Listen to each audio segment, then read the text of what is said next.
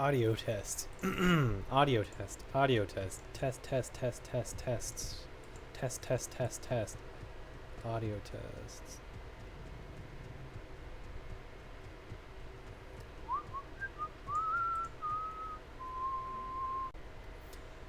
Whoa! Hey! Hang on. What's going on here? I know you're probably all wondering what the heck just happened, and as to where exactly I am right now, and clearly I am in the main camp. Alright, what happened was last night when I was recording, I got finished with my last part that I posted yesterday, and inevitably when I started recording again, it didn't work. So I recorded for about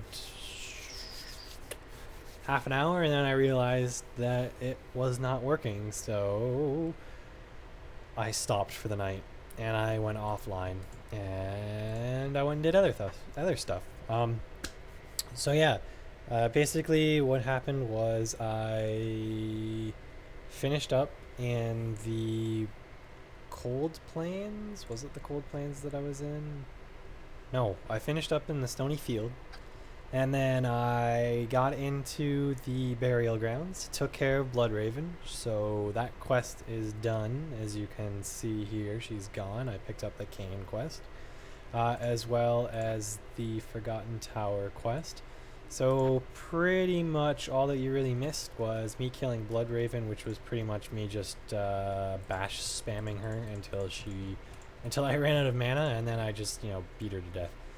Other than that, yeah, I got to the underground passage, and then I got to the Darkwood, and then that's when I checked to see if I was recording properly, and it turns out that I was not, which is pretty depressing because I went through all of that just to find out that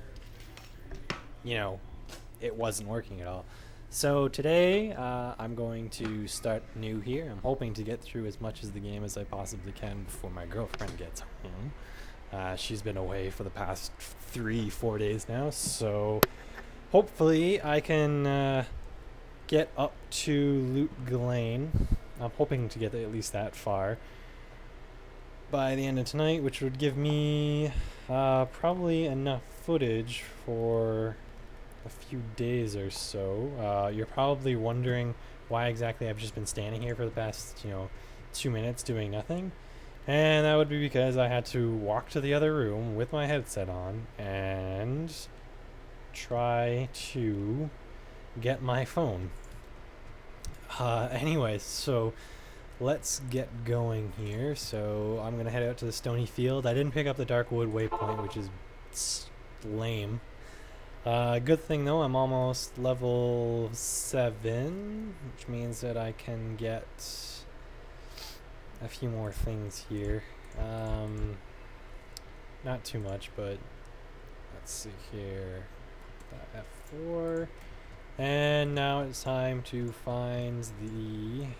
Oh shoot. Where the heck am I going? I am going to Black Marsh, I believe, and then from there I'm going into the underground passage. I could be wrong though, so get out of here. Get rid of these guys, and my Holy Bolt clearly is not a good choice. I needed 1 point into it so that I could get... Oh, level up. Excellent. Need 1 point into it so that I could get Blessed Hammer, which is at level 18, and that's pretty much where all of my points are going to end up. As soon as I hit level 18, pretty much all the points that I get up till about level 33, 34-ish when I beat Bale are going to go into Blessed Hammer. Now if I start on Nightmare mode, which I might do, and I might do a playthrough on that, or at least some of the key fights through the Nightmare mode, I might get even further and see my skills get a little more advanced than what they are right now, or what they will be at the end of this recording when I get to Bale. Anyways, let's get through the rest of these zombies here. It really sucks that I had to, you know, get rid of the footage that I had last night, but not much you can do. Alright, so let's see here. Okay. What sucks right now is that I believe I have to find the Karen stones over again. It shouldn't be too hard, but that also means that I have to beat Rakanushi again, which is lame. That was in one of the footage that you didn't see last night, but I got my butt kicked.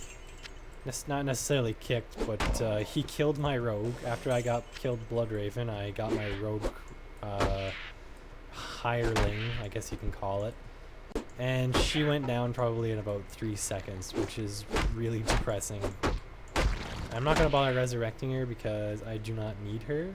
I'm going to hold out for one of the hirelings from the next act. And it's going to be a defensive one. What that does is it puts up... What? It's a defensive aura.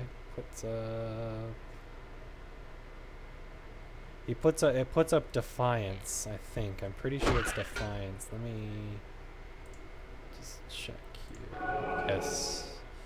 He uses Defiance, which gives you a bonus to your defense, which is awesome because it lowers the amount of it lowers the chance for an enemy to hit you. Speaking of which, when I first picked up this game, I was used to defense reducing the amount of damage that you receive from monsters. So like you would get like, you know, 100 defense and you'd see like a I don't know, like a 5% reduction in damage or something like that. But in this one here, it plays more on like the Dungeons and Dragons style of defense, where the higher your defense is, the harder it is for monsters to hit you, and clearly vice versa.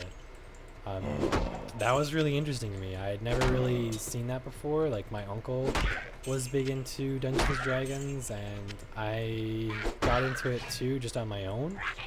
And I played it with a lot of friends and stuff, but I had never actually experienced it in a game. I figure, like, you know, it would probably be easy to do it this way, because I mean, it's just basically like rolling dice, which is pretty simple for, like, you know, a machine to do, like, extremely quickly and effectively. So yeah, that like surprised me. And yeah, like, it was interesting too. And then, like, you know, you get your block chance too, which is like completely separate. And I don't know if I like, other than, like, you know, in Final Fantasy games and stuff like that, I had never really seen, like, you know, a block ability, I guess you could say. But it was interesting to me, and it really influenced me. Like, I had played Diablo 1, but I'm pretty sure that in that one there, like, the armor reduced the amount of damage that you take. It wasn't like increase the chance that you take to dodge an enemy attack. I could be wrong on that. Don't hold me to it. Like, I'm not as well informed about Diablo 1 as I am about Diablo 2. But regardless, like, yeah, that was something that I thought was really cool. Anyways, right now I know I found the underground passage, and I know that my weapon is almost broken. I can see that up there. What's the durability at? 7 out of 50, so that's probably going to cost me a fair amount to repair. Maybe. It might not be too bad. But right now I'm just looking for the Karen stones, because I'm going to have to come back to them one way or another. So I'd like to know where they are at least before I head over to the Dark Wood. Also, it's nice to, you know, I cleared this out once before on this character, so now I'm getting the experience again from clearing it twice. Alright, so these things. Die. I think my next level I'm gonna have to start putting more points into dexterity. Like I'm only supposed to put enough points into it to be able to, oh, here it is, to achieve maximum, I don't know what it's called, maximum block rate. But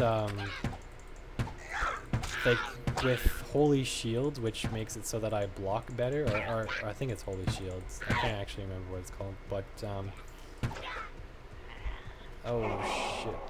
Alright, that's not good. Yeah, with holy shields or whatever it's called, it makes it so that I can block better. Alright, so he's dead. So I know where the Karen stones are now. But yeah, I'm pretty sure it is holy shield, yeah. And what that does is gives me smite damage bonus, defense bonus, and successful blocking percentage goes up. So I'm pretty sure it's just a one-time cast, at least as far as I know. And then yeah, like as it goes up, it gives you a higher and higher percent chance to block, and it gives you higher and higher defense too, which is always pretty nice. I like to be able to say, you know, like, oh yeah, the chance for Bale to hit me is 3%. So, or 5%, I think is the lowest that you can get it. Alright. Oh, this scepter. Against undead, it is amazing. It's gold, rejuve. Done. Done. Alright, so I'm gonna go back to town and sell some of this stuff. And repair some stuff too, because I'm almost to a point where all my crap's gonna be busted. Or at least my weapon. My main item. So let's see here. Ring, +1 dexterity, 2 mana, light radius, 8% chance. I'll take the dexterity. Yes. Trade. 68,000.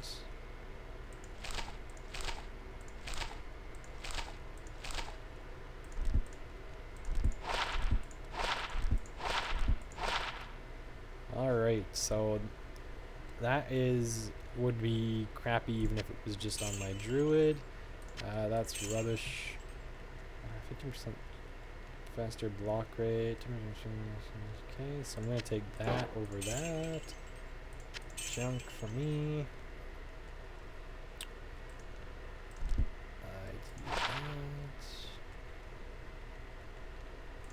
Don't need it.